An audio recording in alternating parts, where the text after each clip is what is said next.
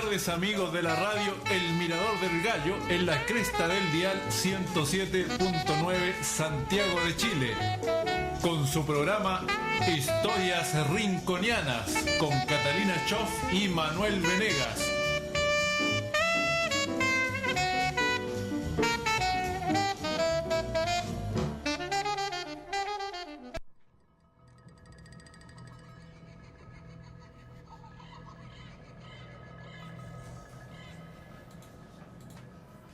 Buenas tardes, estimados amigos de Radio El Mirador del Gallo, 107.9 FM, para todo Chile y el mundo, transmitiendo de un lugar secreto, por acá, desde una casa del barrio San Eugenio, el barrio ferroviario. Radio El Mirador del Gallo, una iniciativa del colectivo social y cultural Barrio San Eugenio, transmitiendo por el 107.9 del dial FM de la región metropolitana para todo el mundo. Y usted nos puede seguir día a día por elmiradordelgallo.cl. Hoy, capítulo especial número 71 del 10 de diciembre del año 2018. Ya no falta nada para el 2019.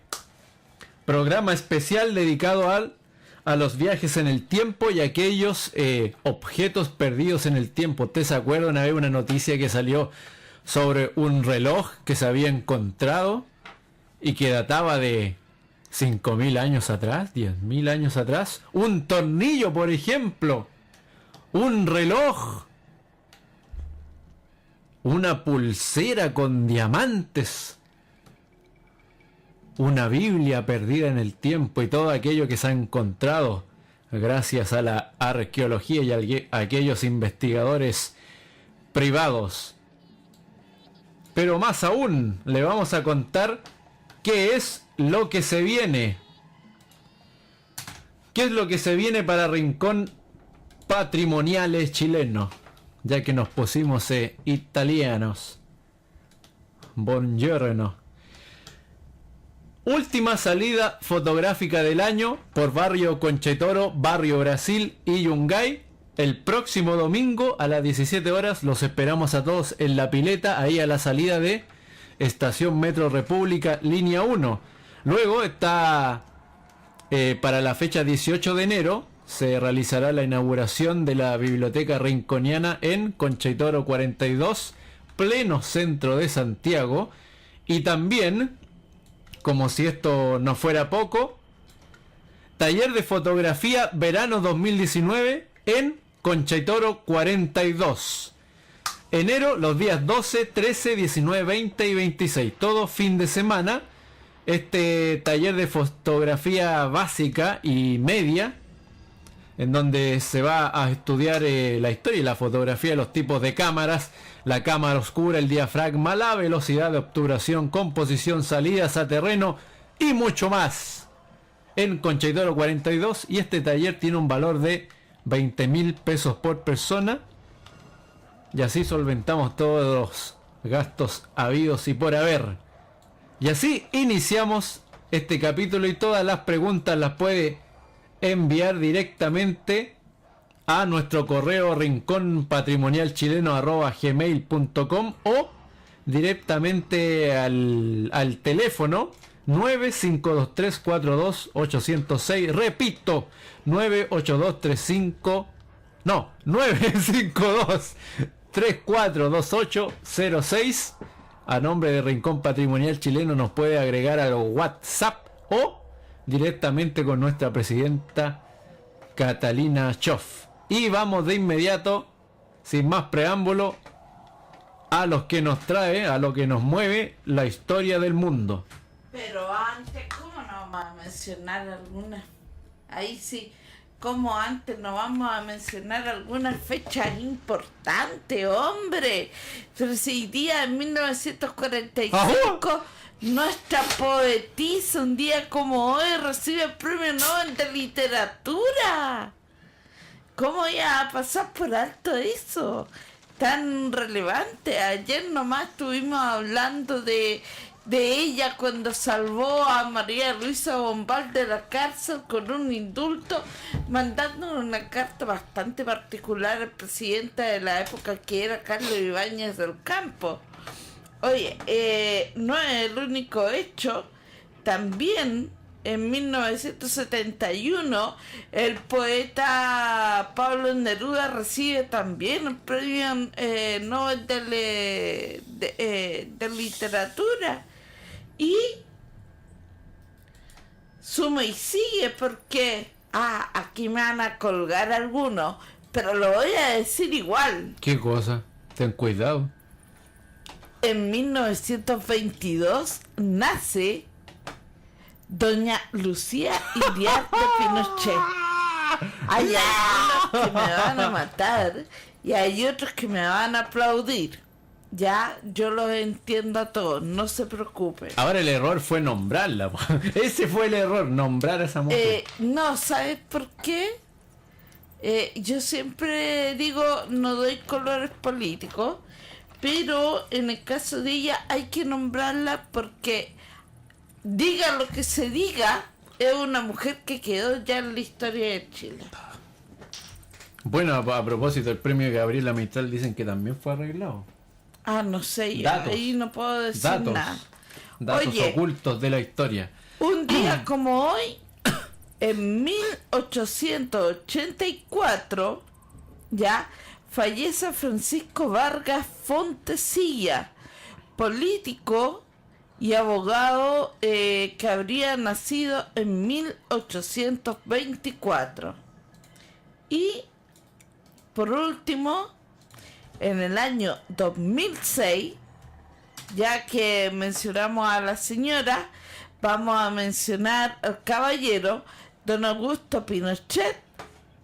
Fallece, ya. La tremenda fiesta que fue eso en la Alameda. Esa sí que fue fiesta. Nunca se había celebrado tanto en Chile como esta vez.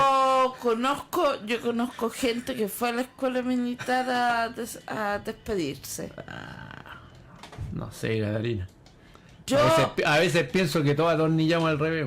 yo voy a despedirme de todo. El último que fui a ver, que me daba el tiempo para ir a ver, fue a Elwin. Pero los voy a ver a todos. Eran todos Oye, amigos. un saludo a Andrew Díaz Muñoz. Sí, en realidad eran todos amigos, todos Y no se es chiste, conocían. todos se conocían. Iban a tomar cafecito juntos. Oye, y Esa es la jugada. celebraciones, importantísimo. Día Internacional de los Derechos Humanos. Hoy también es el Día Internacional de los Derechos de los Animales. En Argentina, para todos nuestros amigos argentinos, que tenemos varios, es el Día del Trabajador Social, el Día del Hincha de Gimnasia y Esgrima de La Plata. Es el día en que cada 4 años asume presidente electo en Argentina. En España es el Día de la Patrona del Ejército del Aire. En México es el Día del Físico y también el Día del Payaso. En Suecia es el Día de Nobel Garden o de la diosa de Alfred Nobel.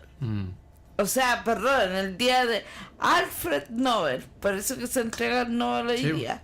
Y en Tailandia es el Día de la Constitución. Nobel no sabía qué hacer con tanto dinero. Esa es la verdad.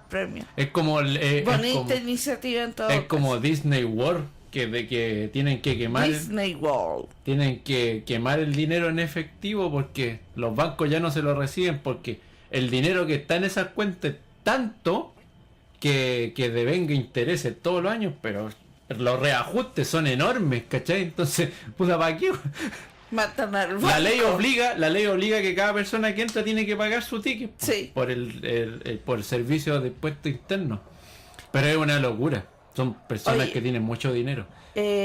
Familias completas. Se recuerda que estamos celebrando a Nuestra Señora del Loreto y también le mandamos un saludo a los Edmundo, Eufrago, a la Eulalia, Eustacio, a los gemelos, a los Gregorio, a los Guzmaro, a los Juan, a la Julia, a los Lucas, a los Mauro, a los Malaquides, los Polidoros, los Suintinos, los Agustines, los Antonio, los Arsenios, los Brian, los González, los Juan, los Marcos y los Sidney. Todo eso en distintos lugares del mundo están celebrando su onomástico. Ahora sí, Manuel. Viajeros en el tiempo. Y nuevamente le damos la información a nuestros amigos que...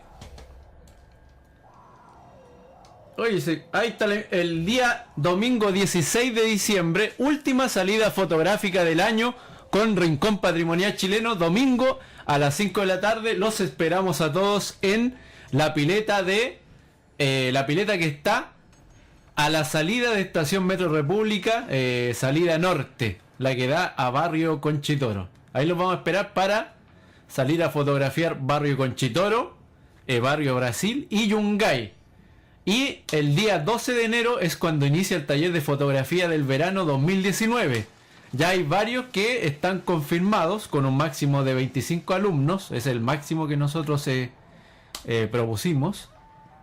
Pero lo importante es que usted se inscriba, vaya. El valor tiene 20.000 pesos y vamos a iniciar las clases con la historia de la fotografía y luego ya nos vamos a introduciendo físicamente en lo que sería la cámara fotográfica y cómo funciona una cámara, que eso es lo importante para luego aprender a sacar fotos. Eso es lo fundamental para aprender sobre composición,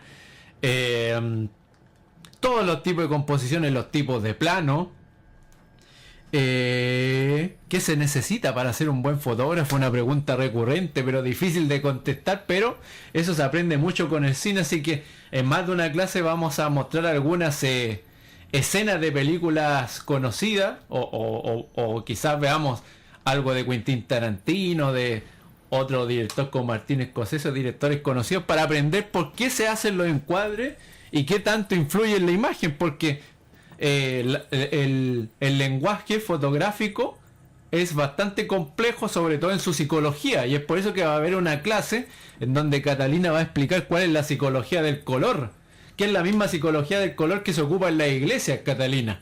Entonces, ¿qué significa el color rojo? ¿Qué significa el color naranja? El color amarillo, por ejemplo, sobre todo el amarillo y el naranja, que son representativos de la juventud. Cuando tú quieres llamar la atención, llaman a la energía más pura, esa energía divina, no tanto así los colores oscuros. Bueno, pero este programa no es de fotografía, pero si usted se quiere inscribir, tiene que inscribirse a los datos que está justamente en el evento del taller de fotografía, o llamar o contactar a Catalina por el WhatsApp al 9523 42806. Repito, 9523 42806. Catalina Choff, Rincón Patrimonial Chileno, y nos hace el depósito correspondiente para paliar los gastos que significan realizar un taller de 5 clases, en donde usted no se va a ir sin aprender, porque a diferencia de otros talleres nosotros lo respondimos todo, porque así se debe hacer. Oye, ahí Andrew Díaz te aplaude porque dice que Tarantino es lo máximo. Sí, pues bueno, hay una película que falta que se estrene, que sería su 9ª película, si no me equivoco, y la 10ª dijo que ya él lo estaba pensando porque iba a hacer un podcast de 40 horas explicando cómo se hace una película de cine, según él, 40 horas. Oh my God. Una clase con el profesor Tarantino para todo el mundo. Porque así tiene que ser, pues la gente tiene que dejar un legado. Y como eso no se puede grabar en video porque nadie va a ir al cine 40 horas, yo creo que los fanáticos estarían ahí igual.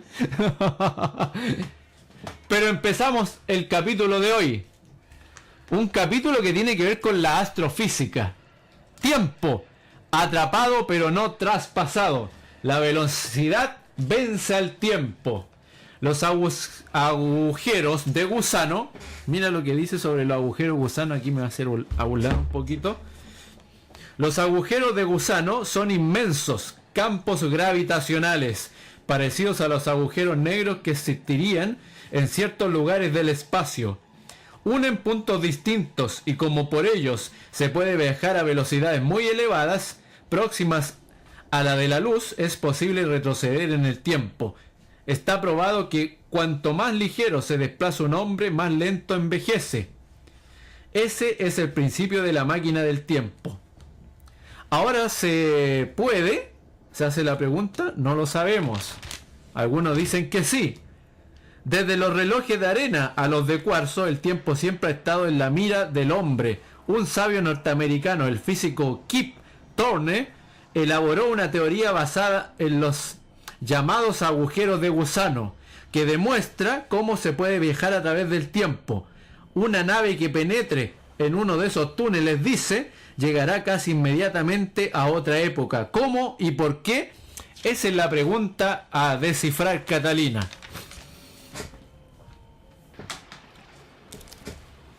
Vamos, que se puede.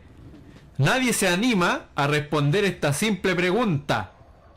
¿Cuándo llegará a su límite de investigación científica? Resulta muy riesgoso adelantar una opinión. Los sabios, con sus ecuaciones matemáticas, se internan cada día más en el campo de la ficción para destruirla y convertirla en un simple hecho cotidiano. Cada minuto que pasa, el mundo en el cual habitamos se hace más transparente y los misterios van cediendo poco a poco sus más íntimos secretos. Ahora, cuando el asombro parecía agotado, varios estudiosos afirman que es posible viajar a través del tiempo, hacia el pasado y hacia el futuro, al menos teóricamente, pero ya se sabe que en este siglo la tecnología suele marchar al mismo vertiginoso paso que la especulación pura. De esa forma, todas las afirmaciones de los científicos son tomadas luego por los técnicos para convertirlas en algo palpable, de forma reconocible, que pueda ser usado por el hombre para mejorar su vida y aumentar sus conocimientos. Así, la máquina del tiempo, según el físico norteamericano Kip Thorne, no tardará en ser construida. Sentada en ella, una persona podrá trasladarse en pocos segundos a la edad de los dinosaurios para presenciar el terrorífico cataclismo que produjo su desaparición hace 60 millones de años. O se internará extraños intrusos en el cosmos, en las increíbles civilizaciones planetarias del futuro. Cuando eso ocurra, ese tirano enigmático habrá sido dominado por completo para siempre. Thorne, profesor emérito en el Instituto Tecnológico de California, el famoso Caltech, llegó a esa conclusión estudiando unos supuestos corredores que existirían en el espacio y que los astrofísicos llaman agujeros de gusano. Se podría decir que son casi primos de los famosos agujeros negros, cuya existencia ya no se discute, aunque nadie hasta ahora haya visto alguno. Comparando a los dos, entonces se comprenderá mejor cómo son los primeros. Lo que conviene saber, antes que nada, es que ambos son descendientes de la teoría general de la relatividad, formulada por Albert Einstein. Como se recordará, según esa teoría, los objetos que poseen masa curvan el espacio que los rodean. Ambos agujeros son severas deformaciones del espacio, es decir, intensos campos gravitacionales, los llamados negros, descubiertos por el inglés John Wheeler. Aparecen cuando una estrella se extingue y no tienen fondo, con lo cual, si un viajero penetra en uno de ellos, no podría salir nunca. Sería cocinado por la intensa radiación y finalmente prensado a una densidad infinita.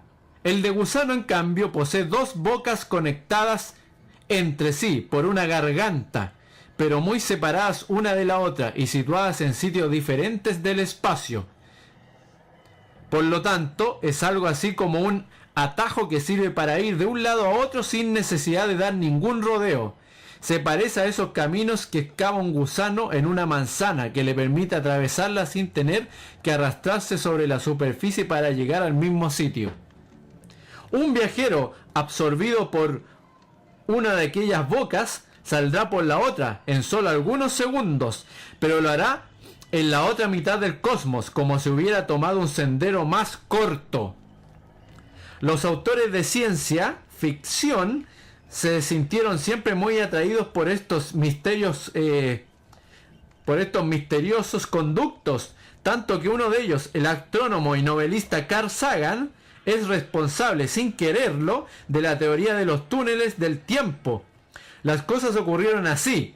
En 1986 estaba escribiendo su libro Contact, o Contacto como lo conocemos nosotros, en el cual los protagonistas se internaban en una de esas galerías especiales. Como le resultaba muy complicado describirlas, le pidió a su hijo Torne que imaginara uno de esos corredores cósmicos. De esa forma, una teoría que dormía en un cajón desde 1960, año en que se formuló por primera vez, aunque Einstein en 1916 ya había adelantado algunos aspectos. Volvió el primer puesto del escenario de la física, a la que promete revolucionar el astrofísico. Pensó el problema para tratar de complacer a sus amigos, y de pronto se dio cuenta, con gran sorpresa, que el problema tenía una solución, tan simple que incomprensiblemente nadie había advertido. Hasta ese momento todo consistía en impedir que la boca de entrada se cerrara al penetrar un objeto.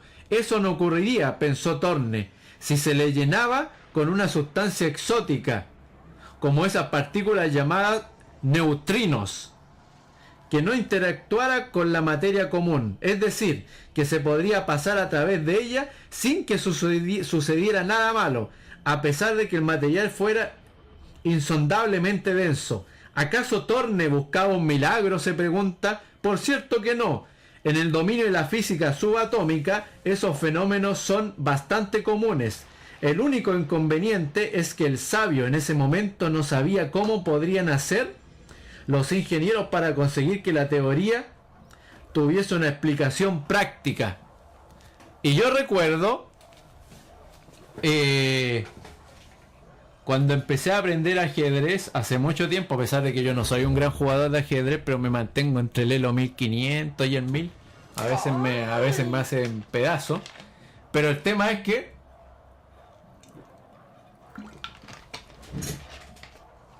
por lo general, cuando uno aprende ajedrez, aprende como en todas las materias, por lo más fácil. Pero ¿qué es lo que le pasa a algunos jugadores de la elite? Les cuesta más resolver problemas fáciles que problemas difíciles. ¿Te fijas? Porque ellos están siempre en un nivel alto. Entonces, como siempre se están enfrentando a jugadores que saben mucho, eso es lo mismo que le pasó a estos científicos en su tiempo.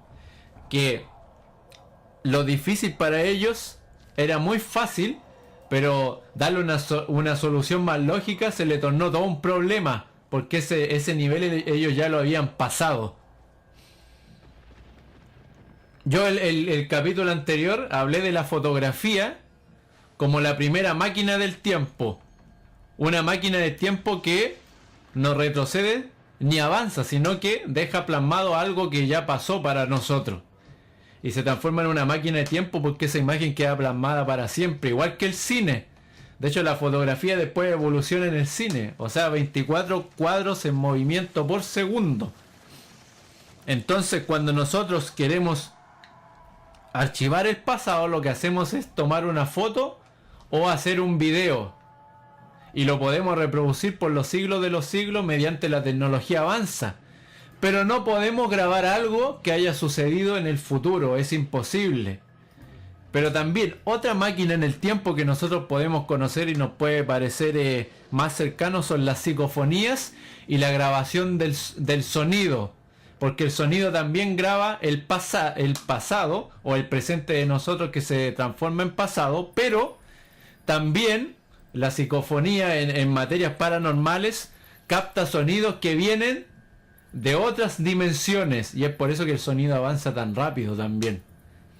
Al igual que la luz también es un viaje en el tiempo. Pero para nosotros, para las personas de carne y huesos que no somos, que no tenemos un coeficiente intelectual tremendamente alto como estos científicos, vemos la máquina del tiempo como algo imposible, lo que para ellos ya podría ser una realidad, o ya es una realidad, pero el mundo común no lo sabe. ¿Qué opinas de eso, Catalina? Mira, yo la verdad es que en este tema no me manejo mucho, Pero a raíz de lo que tú estás conversando, Andrew, que siempre está pendiente de nuestros programas, me dice que todo lo que tú estuviste mencionando, leyendo, le recordaba la película Interestelar. Sí, bueno. Y yo estaba buscando acá los datos de esa película. Es una película cuya dirección está bajo Christopher Nolan. Sí, Christopher Nolan. Es Tremendo una director. película que salió en el año 2014. Dura casi 3 horas esa película. Ciencia ficción, Es tremendo. 169 minutos, ¿ya? Y con un presupuesto de 165 millones de dólares. Esta película, en su argumento, ¿ya?, nos habla de que en algún momento del siglo XXI, o sea, ahora, la destrucción de las cosechas en la tierra habían hecho que la agricultura fuera cada vez más difícil y se ve amenazada por la supervivencia de la humanidad.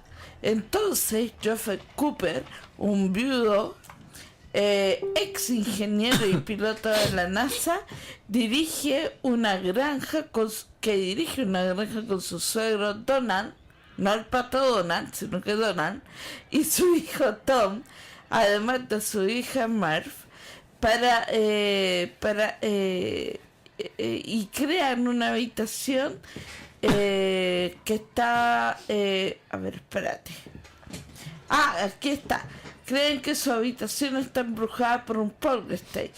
Cuando se crea un patrón de polvo en el suelo, Cooper se da cuenta de que la gravedad está detrás de su formación y no un fantasma. Y bueno, y después se va dando un montón de vueltas. ¿Tú conoces esa película? Porque Sí, bueno, yo soy fanático del cine. No me voy a leer el Christopher Nolan es el mismo que hizo El Caballero de la Noche, o sea, Batman. ¿Ya? Ha hecho varias películas, en realidad demasiadas. Christopher Nolan es un maestro de la ciencia ficción. Miguel Alejandro Castillo dice, sí es posible. Hay hasta un disco del futuro de un universo paralelo de los Beatles. ¿Y para qué hablar de la campana de viaje de los nazis? Y después dice, el viaje en el tiempo se mezcla con los universos paralelos. Tal como dice la película Interestelar en sí, es un viaje, pero en universos paralelos. Yo quiero hacer una referencia a la fotografía. ¿Qué es la fotografía? En primera instancia nosotros tenemos la luz. La luz sería el tiempo, el viajero. ¿No es cierto, Catalina? ¿Tú lo entiendes? Sí. Necesitamos un soporte que pueda capturar esa luz, ¿no es cierto? O sea, tú tienes que capturar el viaje en el tiempo. Sí. O sea, la luz viaja, pasa a través del lente y queda en el soporte, ¿ok? Sí. Pero además del soporte, tú necesitas una máquina del tiempo. ¿Cuál es la máquina en el tiempo? La cámara fotográfica. Y es por eso que la cámara fotográfica en sí es la verdadera, en un inicio, primera máquina del tiempo existente para el ser humano, ¿ok? Ya. ¿Por qué? Porque tienes la nave, que es la cámara, tienes la luz, que es el viajero, y tienes el soporte, que es el material fotosensible, que hoy lo conocemos como chip sensor, y antiguamente era el rollo que tú conoces, que esa tira de celuloide con fibras de electromagnetismo. ¿Ok? El electromagnetismo siempre va a salir nombrado en la máquina del tiempo. Entonces Miguel Alejandro dice, al mirar el sol, viajamos en el tiempo. Lo vemos 8 minutos de su pasado. Correcto, porque la luz tiene que viajar en el tiempo. Entonces por eso la máquina, y después la máquina del tiempo evoluciona. ¿Y qué pasa con la evolución de la máquina del tiempo? Nace la cámara de video, la cámara de cine, luego la de video digital. Entonces, ¿qué es lo que pasa, Catalina? La captura, para capturar una imagen, o sea, para capturar luz, las cámaras modernas digitales pasaron a tener 3 CCD. Eso significa que tenían 3 chips sensores, que una captura el primer color de la luz, después el segundo y el tercero. ¿Cuáles son los colores de la luz? El RGB. O sea, tenemos rojo, Green, o sea, verde, y blue, o sea, azul. Los tres colores que viajan, que son los colores que nosotros vemos y que después entremezclados hacen que nosotros veamos el espectro completo que nuestro cerebro transforma para ver imágenes, pero muy reducido, de acuerdo al espectro completo que podrían ver otros animales, por ejemplo el gato y el perro. Que todos los animales ven en un espectro diferente al nuestro. ¿Dónde estás leyendo los comentarios de...? En mi Facebook. Con razón, Sí. no los veo. Ya. Entonces mira lo que dice. Cuando el día tenía 20 horas, una de las mayores preocupaciones de los hombres modernos es lograr la más alta precisión posible en la medición de las horas. El reloj de la estación central de trenes de Nueva York se ajusta automáticamente cada 24 horas por medio de una señal electrónica que le envía el cronómetro atómico del Observatorio Naval de Washington. Paradójicamente, la Tierra es un reloj que atrasa.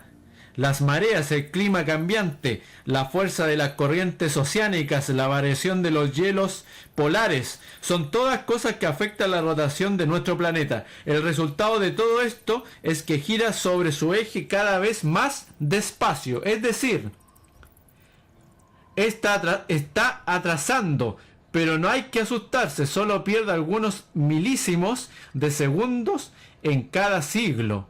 Los geofísicos calculan que hace solo 500.000 años en el día terrestre duraba nada más que 20 horas.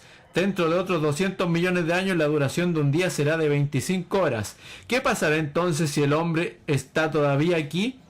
Y no hay por qué dudarlo. Se verá enfrentado a una disyuntiva: agregar una hora a los relojes o adicionar minutos a cada hora para alargarla. Pero algo es seguro: todos los bellos y sofisticados relojes que ahora existen ya no servirán para nada. Eso me gustó porque se va a transformar en un sistema obsoleto. ¿No han llegado más comentarios del otro lado? No, estoy revisando y ahí encontré los de Miguel. No han llegado más comentarios. Solamente los de Andrew, que está muy atento ahí escuchando lo que... Entonces sigue con el texto. Aquí mira, yo para que ustedes se den cuenta, nuevamente traje la Biblia de la revista Conozca Más, del año 80. Acá estoy tratando de ubicarme. Déjame ver el número para que, Porque si los amigos se aventuran en buscar este número, porque no está en internet tampoco, no se Parece puede que- descargar. Yo parece que me equivoqué del libro. Es la Conozca Más, en donde la portada principal es el Big Bang, último descubrimiento sobre el origen del universo, del 4 de septiembre de 1990. Y yo encuentro que los días se están pasando rápido a pesar de contar con... Sí, efectivamente, la percepción del tiempo ha cambiado mucho. Pero por ejemplo ayer yo encontré que el día fue tremendamente largo, porque el sol se escondió como a las 9 recién. Y me llamó mucho la atención porque eso no había pasado antes, y yo me empecé a doler la cabeza, me sentía re mal. El cambio fue muy brusco de la luz. Pero es que sabes que Fue muy brusco. muchos de esos cambios se deben en parte a lo que pasó Al con cambio climático también. El último terremoto alteró el eje de rotación de la Tierra, y eso produjo una leve alteración en los tiempos cronometrales que tenemos como humanos, que no son los mismos de la naturaleza, pero de alguna forma estresaron al cuerpo. Así que va por ahí. Andrew Díaz dice: yo encuentro que los días se están pasando rápido a pesar de contar con 24 horas. A mí no me alcanza para nada un día. Partamos por ahí, yo necesito 27 horas para Ay, poder ¿por hacer qué? todo lo que hago. Ya. Oye, a mí lo que me llama la atención, aunque algunos lo llaman a estas personas genios, ¿ya? Es el hecho de que en épocas en que no debieran pensarse siquiera en algunas cosas, aparezcan objetos Perdidos en como... el tiempo. No pasemos todavía a ese capítulo, sino que objetos que se adelantan en su invención al contexto cultural, sociocultural que se está viviendo. Como por ejemplo la máquina a vapor. ¿Ya? O por ejemplo, estoy viendo acá la máquina de asedio, que es muy parecida a las máquinas que tenían los alemanes para la Segunda Guerra Mundial, y para la Segunda Guerra Mundial los alemanes tenían tecnología de punta. Pero voy a mandar estamos hablando de que la máquina de asedio estaba en 1774 y era una máquina que tenía forma de dragón y que la hacía toda. Ya tenía un puente levadizo, tenía cañones, tenía lanzafuegos, tenía de todo. Era una estructura bastante compleja. Miren, yo voy a mostrar ahí un poco la gráfica. Ese dragón que está ahí era la máquina de asedio. ¿Ya? Sí, pues son las máquinas de asedio, ¿sabes? En El Señor de los Anillos, Catalina. Está en El Señor de los Anillos la máquina de asedio, que lleva unas ruedas por abajo. Y eso recién empieza a aparecer en la Segunda Guerra Mundial. Era una carreta larga. Pero acá lo veo mucho alta, muy alta y larga. Entonces a mí me lleva a preguntarme, una pirámide en ¿quién movimiento le enseñó a esos genios que se podían hacer cosas de ese tipo? Sin ir más lejos, la semana pasada estábamos un poco hablando también de Julio Verne, que podría haberse dedicado profeta, y él se adelantó. Sí, pero no hubiese vendido nada. Se adelantó por mucho en algunas de sus novelas, contando sobre cosas que eran impensables, como el mismo Nautilus, con una tecnología pero del espacio, y que hoy en día de lo más común. O el mismo ingenio de Leonardo, que encontré una página. Pucha, estamos el mismo auto, el primer Ford salió cuántos años después de Da Vinci y ya estaba ya en su mente.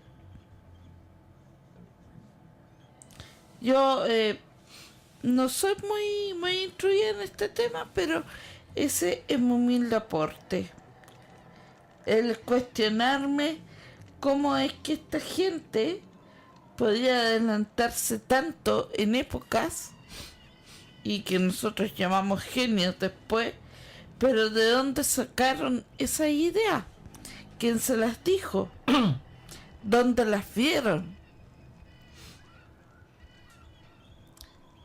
¿O qué descubrieron que los indujo a eso?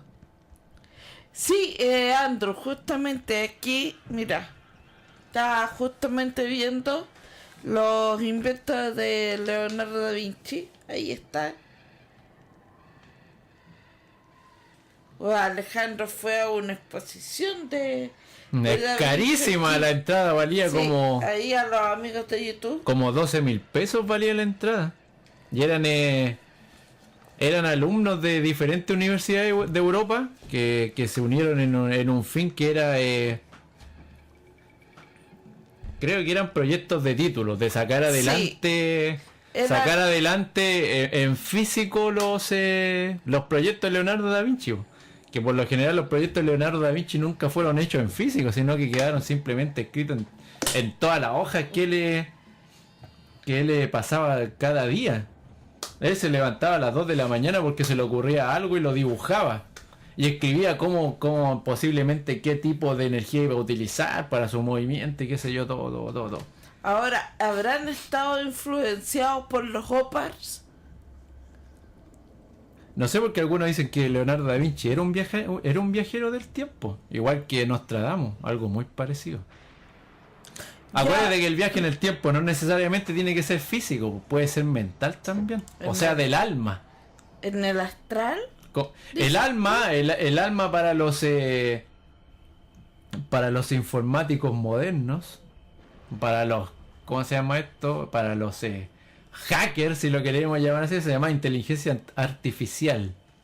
O para la robótica, inteligencia artificial, es lo que tú conoces como conciencia o como alma, que es la energía que nadie sabe que está ahí, porque cuando un médico abre un cuerpo, cuando un médico neurocirujano abre el cráneo para entrar a tu cerebro, se da cuenta que es lo que está viendo es algo físico y líquido.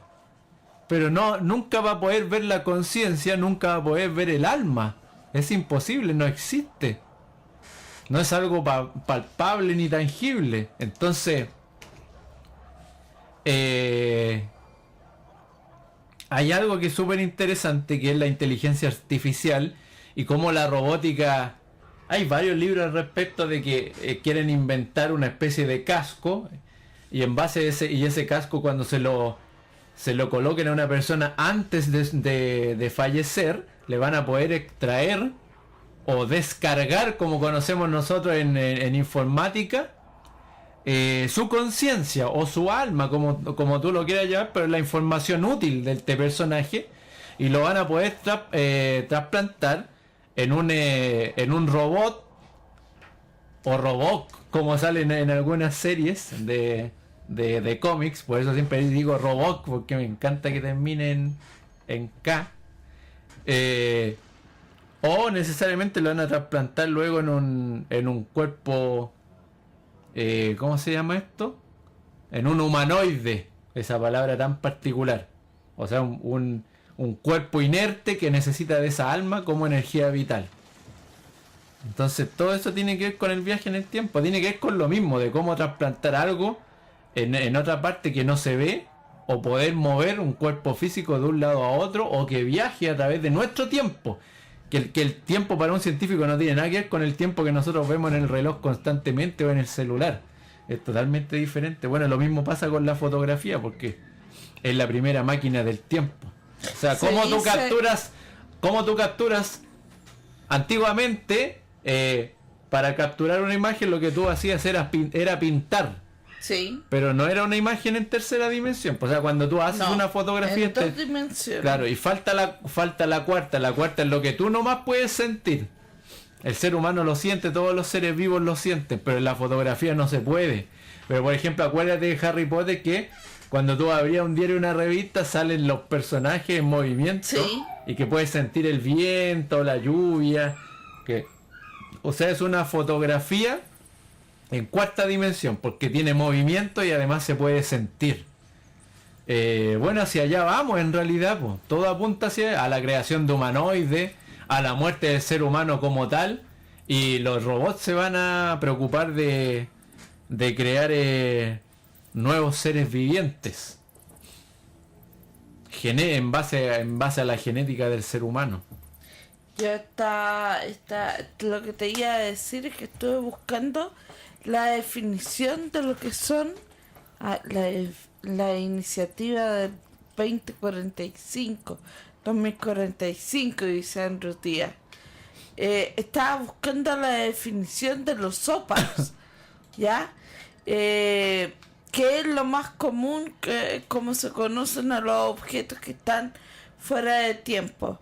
Dice, es un término acuñado por el naturalista y criptozoólogo estadounidense Ivan T. Sanderson para denominar un objeto de interés histórico, arqueológico y paleontológico que se encuentra en un contexto muy inusual y aparentemente imposible, que podría desafiar la cronología de la historia convencional.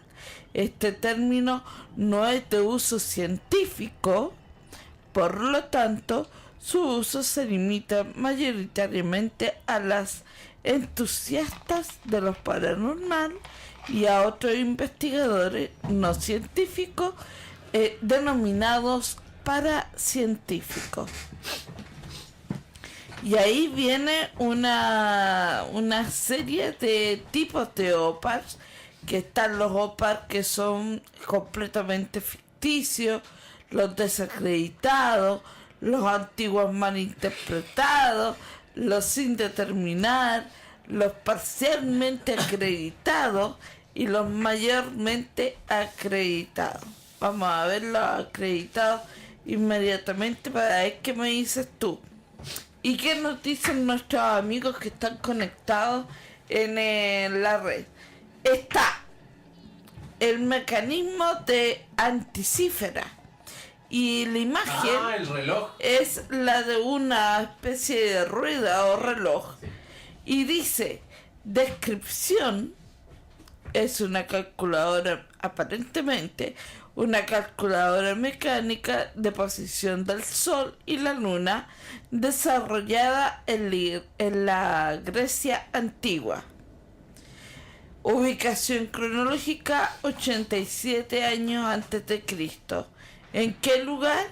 En la isla Antífera, considerado por muchos el primer mecanismo de engrajes conocido. Tiene un engranaje increíble. Pero hay algunos que dicen de que más que una calculadora cumplía con con otras misiones. Es como la parte de una nave. Es como un componente que... Son como los engranajes de un motor. Claro. Pero tiene relación con el reloj también. Es como que alguien quedó en pana, desarmó una pieza, la armó muy rápido. O la tiró porque estaba mala. Y se le quedó algo en la tierra. Claro, una cosa así. Hay toda una discusión en torno a ella. Después vienen los mapas de Piri Reis, que se dice que Colón tenía una copia de ellos, ya, y por medio de estos mapas y otros artilugios que no se los mostró todo a la reina de España, pero que con estas cosas logra convencer finalmente a la reina de España para que le dé el dinero que necesitaba, y con eso logra llegar a la América con la excusa de que venía a buscar un camino para las Indias, pero él tenía muy clara la película. Colón no vino nunca para acá, él se quedó en una parte, y Claro. la tumba de Colón estuvo por mucho tiempo perdida, porque decían, ¿y este gallo habrá llegado acá? ¿Habrá pisado lo que se conoce como Sudamérica ahora? ¿Qué pasó ahí? Fue una cuestión rara. Es que él no venía a colonizar. No, él venía a comprobar alguna fantasía. Era un hombre fantasioso. Ahora, si se hacía rico en el camino, bienvenido sea. Eso no se puede poner en ningún punto en tela de juicio. ¿Qué más, Ale? ¿Qué más nos puedes contar? Dice que es el tiempo. El tiempo. ¿Qué es el tiempo? Es que discutir sobre... Es que aquí explica qué es el tiempo. Discutir sobre el tiempo es como discutir sobre... Si existe Dios. ¿Qué es la realidad? ¿Qué es la realidad? El tiempo mío no es el mismo tiempo tuyo, solo que hay un consenso para que todos los hombres entiendan el tiempo de la misma forma. Pero está claro que el tiempo de la naturaleza con el tiempo del hombre no es lo mismo. Y está claro que el tiempo de la naturaleza con el tiempo del universo no es lo mismo. Por lo tanto, dentro de una dimensión hay distintos tiempos, y eso es lo que da la idea de que si nosotros somos capaces de ver así, de esta forma, que hay distintos tiempos, ¿por qué no pensar de que puedan haber distintas dimensiones, y en estas otras dimensiones otros tipos de tiempo? Y ahí nace la teoría de viajar en el tiempo a través de estas dimensiones. ¿Es eso? Desde las épocas más remotas, las sociedades no han dejado de preguntarse qué cosa es el tiempo y se han esforzado por medirlo cada vez con mayor precisión, usando para ello los más simples recursos, desde una vara plantada en el suelo para seguir el paso del sol hasta los más avanzados relojes atómicos. La noción que se tenía sobre aquel fue variando con el paso de los siglos. Los primeros hombres vivían en un estado de permanente presente y no tenían noción ni del pasado ni del futuro. Para los griegos de la época homérica, como se advierte en la Ilíada, la vida era una existencia en la cual no se tenía conciencia del pretérito. Los héroes ya muertos seguían existiendo entre los vivos. También la ciencia cambió su modo de apreciarlo. A través de la mayor parte de la historia fue visto como un río que fluía continuamente. Aún para el notable físico inglés Isaac Newton, su flujo era absoluto, pero la teoría de la relatividad de Albert Einstein lo definió por primera vez como una dimensión, al estilo de la altura y la profundidad que daba sentido a los acontecimientos y al orden en que estos ocurren. Era algo que impedía que todas las cosas sucedieran simultáneamente. El sabio alemán demostró que nuestra percepción del tiempo es local, peculiar de nuestro planeta. Esto se debe a que el espacio-tiempo es afectado por el campo gravitacional de cada cuerpo celeste, y de tal manera resulta único en cada punto del universo. La humanidad se empeñó en medirlo cada vez con mayor precisión. Idear calendarios y relojes exactos, trazar intrincados cosmologías, se convirtió en una de las búsquedas intelectuales más largas y más elusivas. La prolongación lucha para asignarle números a cada uno de los pasos. Es paralela a la construcción de un mundo cada vez más organizado y complejo. La magia no estuvo ausente. Muchas veces de esos afanes los astrónomos babilonios, por ejemplo, sabían con certeza el verdadero número de días que tiene un año, pero lo fijaron en 360 porque los sacerdotes insistieron en que esta era una cifra sagrada de buen augurio. Los primeros relojes mecánicos del griego orologión, el que dice las horas, movido por un motor hidráulico, fueron construidos en China en el siglo VIII de nuestra era, en el año 725. El monje y matemático Yi Xing fabricó un aparato magnífico, de gran precisión, que marcaba los cuartos de hora con un toque de gong, a las medias y las enteras con un complicado carillón, seguido del correspondiente número de campanas. Tenía 10 metros de alto y estaba ricamente decorado. Bueno, para que ustedes sepan lo que es un carillón, tienen que ir a ver a lo que queda de él a la iglesia de la Merced, que es un órgano gigante que va conectado al campanario. Todo eso iba conectado, todo eso era un solo instrumento, pero ese instrumento, para poder funcionar, necesitaba de una iglesia necesariamente. Y hubo otro en otra iglesia, pero eran más pequeños, pero ese era alemán, y como fallecieron todas las personas que construían esto, no quedaron técnicos para poder rememorar el sonido de aquello en la actualidad. Curiosamente, en el año 1582, cuando el misionero y sabio jesuita Matteo Ricci llegó a Cantón, los chinos se habían olvidado de cómo se medía el tiempo. Algunos tenían rudimentarios clepsidras, relojes de agua, o imprecisos relojes de ceniza o arena, pero la mayor parte del pueblo se contentaba con marcar el cambio de las estaciones. El sacerdote italiano sorprendió a la corte imperial de Pekín con 3 relojes que le regaló el emperador.